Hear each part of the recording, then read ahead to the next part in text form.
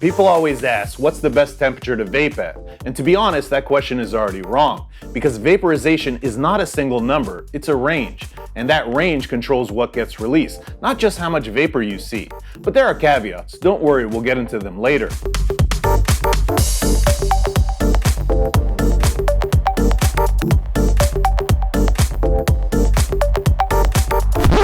In this video, we're going to cover what vaporization actually means, which terpenes and cannabinoids are released at different temperatures, what low, mid, and high temp sessions really are, why different heating systems change everything, and how manual vapes deliver low, mid, and high temp vape sessions. There are no demos in this video, just chemistry, physics, and how to actually design a session. So what is vaporization? Vaporization is not combustion. Nothing is burning, nothing is igniting, and nothing is on fire. Compounds turn into vapor once they receive enough energy to evaporate. If you haven't seen my video on why temperature isn't enough, it will explain why energy transfer is important. Here's the key idea. Different compounds require different amounts of energy to evaporate. So temperature isn't just about intensity, it's about selection. Let's start with terpenes. Terpenes are aromatic compounds found in many plants. They're responsible for flavor, aroma, and much of how a session feels. They're not unique to cannabis. Take roses for example. Roses smell like roses because of a terpene called geraniol,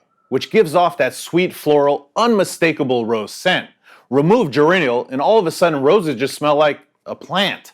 Same flower, same genetics, completely different experience. And that's what terpenes do. They're also fragile, and most terpenes vaporize at lower temperatures than cannabinoids, or degrade if you push the heat too far. Think of a good olive oil. If you turn up the heat, you don't get more flavor, you just destroy what made it special to begin with. Let's go over some common terpenes, their effects, and what temperatures they vaporize at.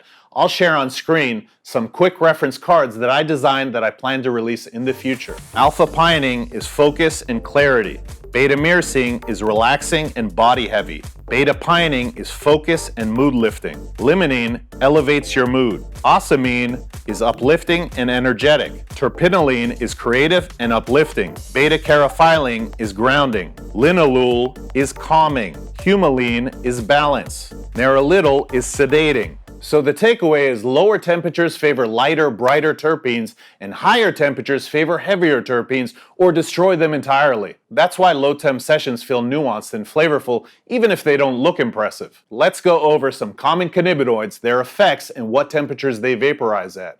As before, I will share some quick reference cards that I designed that I plan to release in the future. Delta-9 THC, which is responsible for euphoria and altered perception. CBD, which is functionally calm and balanced. Delta-8 THC, which is milder than Delta-9. CBN, which is heavier and sedative leaning, which is really oxidized THC.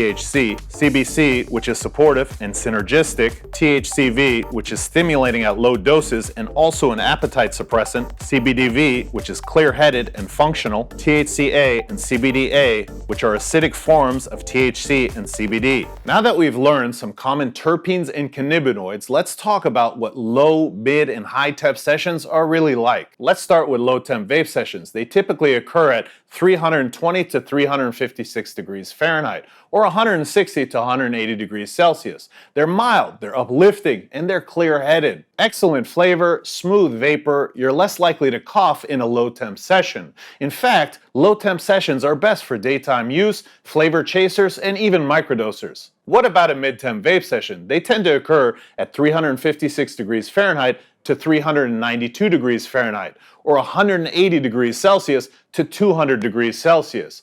The mind and body effects in this range tend to be more balanced. They have great flavor with enhanced vapor production. This tends to be most people's sweet spot when it comes to vaping. High-temp vape sessions are strong, intense, and sedative. The flavor is a bit toastier. The vapor production is at a maximum, along with the extraction. However, this type of session is usually reserved for the evening due to the sedative effects. Temperature is a tool, it isn't a rule. It's a control surface. You're choosing what compounds you want to release, not just how much vapor you expel. Now let's talk about heating systems and why that changes everything. Because a temperature number only makes sense inside of a specific heating system. A conduction vape is going to lean towards the temperatures we've already described, whereas a convection vape is going to require higher temperatures to achieve the same vaporization. Think about a vol vape. When you set it to 550 degrees Fahrenheit, the herb never reaches that temperature. It's the same goal, it's just different delivery. Now let's talk about manual vapes. They don't allow you to set a temperature, they allow you to set a time.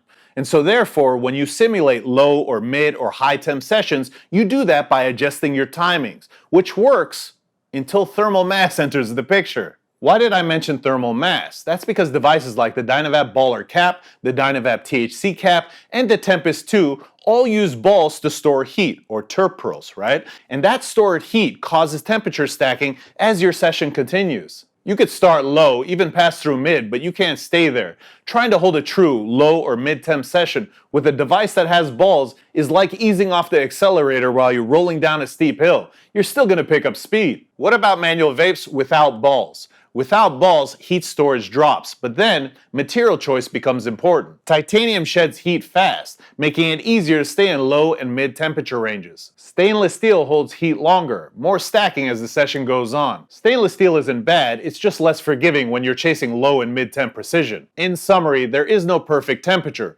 There is which compounds you want to release, how your device delivers heat, and how long that energy is applied. Temperature isn't a number you copy, it's a tuning knob that you learn. Once you understand all of this, temperature stops being confusing and starts being intentional. That's when sessions stop feeling random and start feeling designed. Guys, gals, everybody, I hope you liked this video. If you did, please like, share, comment, subscribe. You know the deal, baby. Till next time.